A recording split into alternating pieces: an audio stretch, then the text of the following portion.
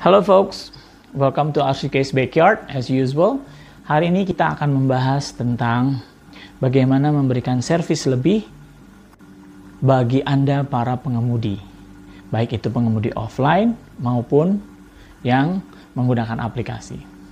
Oke, kita cari sumber masalahnya. Sumber masalahnya adalah perkembangan dunia digital yang pesat.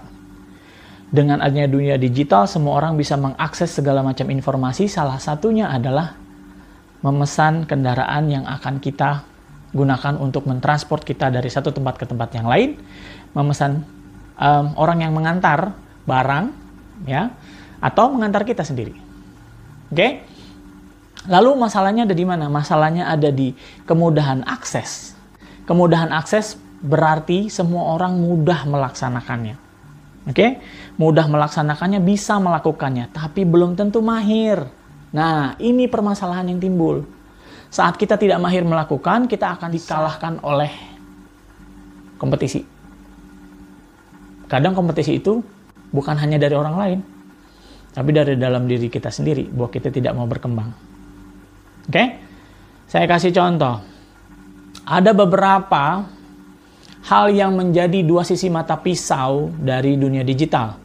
Kita bisa mudah memberikan jasa, bisa juga jasa kita hilang dikarenakan testimonials orang yang dengan mudah setelah menggunakan jasa Anda merasa tidak puas, mereka dengan mudah mempostingnya.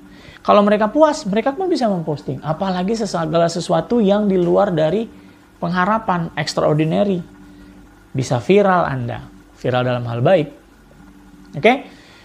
Jadi kita akan mengajarkan protokol ABC hari ini.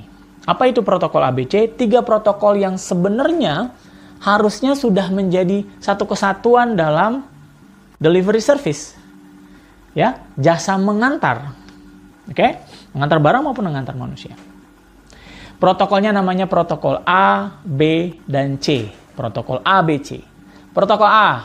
Apa itu protokol A? Dalam protokol A, kita akan menekankan kepada attitude alias sikap. Lupa sekali kita bahwa sikap itu sudah diwajibkan menjadi satu kesatuan dalam jasa yang Anda kerjakan. Itu yang kadang orang lupa. Ya kan? Jadi, sekarang bagaimana Anda memperbaiki sikap Anda dan menjadikan itu menjadi satu servis yang mengesankan. Bahwa saat Anda mengantar dan mengantar dengan baik, saya kasih contoh dengan baik adalah Anda tidak one prestasi, disuruh mengantar dari poin A dan poin B, Anda sampai dari poin A ke poin B, baik itu barang maupun manusia. Itu sudah selesai, Anda melaksanakan tugas. Tapi bagaimana dengan repeat order? Anda tidak bisa mendapatkan repeat order hanya dari atau mengandalkan tugas dasar atau tugas pokok. Harus berdasarkan kepuasan orang juga. Nah, kepuasan orang harus ada apa? Attitude yang dikelola. Oke? Jadi itu pentingnya attitude. Saat Anda memberikan attitude yang baik kepada pengantaran, saya rasa poin-poin yang Anda akan dapat bukan hanya dari segi poin bagaimana orang bisa memberikan testimonials, tapi juga kemungkinan besar Anda akan bisa bertumbuh menjadi pribadi yang baik. Nggak percaya? Saya kasih contoh. Mulai hari ini, atau mulai besok, kalau bisa sih hari ini ya, jangan lama-lama kalau mau berkembang. Mulai hari ini, setiap kali Anda melakukan pengantaran, coba ngomong kayak gini. Terima kasih sudah menggunakan jasa kami. Semoga kesannya baik dan Anda puas dengan pelayanan kami. Bisa nggak kayak gitu? Coba belajar menggunakan video kamera selfie berulang-ulang kali sampai terdengar Anda tidak menghafal. Coba lakukan itu dalam setiap selesai pengantaran, baik itu secara tertulis maupun lisan. Oke? Itu adalah protokol A. Lanjut? Yuk. Kita lanjut ke protokol B.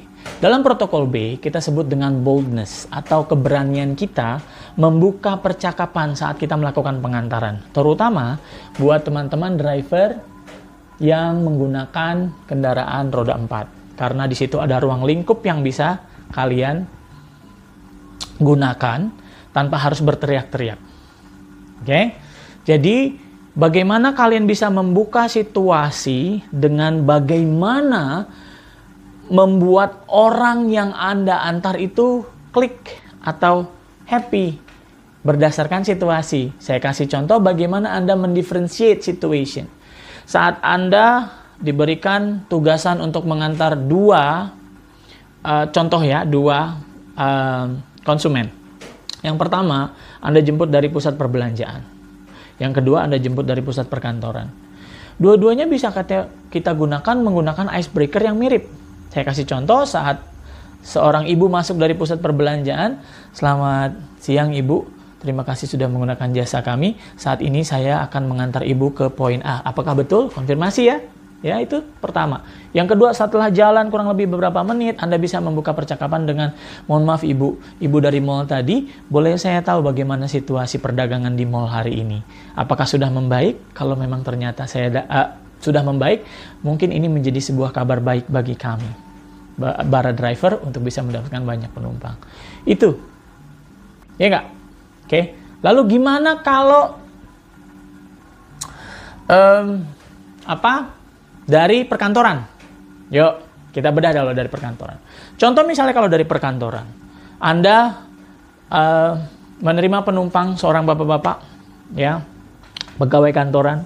Terus yang Anda lakukan adalah menyapa dia dengan, bagaimana Pak kondisi kantor sekarang? Saya bilang tadi mirip. Bagaimana Pak kondisi kantor sekarang? Apakah sudah normal kembali? Kalau sudah normal, mungkin bisa berimbas terhadap rezeki kami para driver. Hal yang mudah, tapi kadang luput karena kita malas atau bahkan tidak tahu sebelumnya. Dengan adanya video ini, semoga bisa menjadi ilmu baru. Oke? Itu protokol B. Yang ketiga, itu ada namanya protokol C. Dalam protokol C, dari kata communicate alias komunikasikan setiap kendala. Tidak ada orang yang ingin memiliki kendala, tapi kita sedang tidak bisa memprediksi kendala itu munculnya kapan. Ya, jadi seperti ini. Kalau misalnya kita punya kendala, kita akan mungkin ada possibility mengurangi kepuasan orang menggunakan jasa kita. Well, kita tidak bisa menilai bagaimana orang berpikir, kan, pola pikir orang mengembangkan, padahal itu bukan salah kita mungkin. Tapi karena tidak dikomunikasikan, nah ini akan menjadi masalah. Bahwa Anda akan perhaps ya disalahkan, mungkin akan disalahkan, yang 100% disalahkan karena kelalaian Anda. Contoh misalnya Anda melewati jalur yang macet karena Anda tidak lihat map. Ya kan? Lalu bagaimana Anda mengkomunikasikan hal ini? Itu sudah kejadian. Bagaimana kalau prediksi? Kita coba ngomongin prediksi dulu ya. Sebelum kejadian, Anda prediksi dulu. Anda lihat, mohon maaf Bapak Ibu, menurut map saya diwajibkan melewati Jalan Casablanca. Di jalan ini ada beberapa titik yang mengalami kemacetan. Mohon maaf, ini adalah jalur yang paling baik yang harus kita tempuh. Bagaimana menurut Bapak Ibu? Boleh saya lewat sini? Apa Bapak Ibu ada rute lain? Prediksi. Bagaimana kalian mengkomunikasikan ini kepada konsumen? Yang kedua, seperti yang kita sudah bahas, kalau udah kejadian gimana? Terjebak. Oke? Mohon maaf Bapak Ibu, tampaknya saya salah mengambil jalan. Minta maaf. Tampaknya saya salah mengambil jalan. Saya akan segera perbaiki dengan mencari map untuk mencari jalan tikus. Mungkin orangnya akan forgiving langsung. Oh iya nggak apa-apa Pak. Oke. Karena kita langsung memberikan solusi. Jadi setiap ada permasalahan, solusi adalah jalan akhirnya. Bukan kronologi atau perdebatan. Oke? Sampai sini dulu kelasnya. Kami harap dari RCK, kami bisa memberikan pencerahan, ya, bisa memberikan video pembelajaran buat teman-teman yang mungkin bisa didengarkan sambil driving, dijadikan background sound aja. Oke, sampai ketemu di kelas-kelas RCK selanjutnya. Salam progres. Bye folks.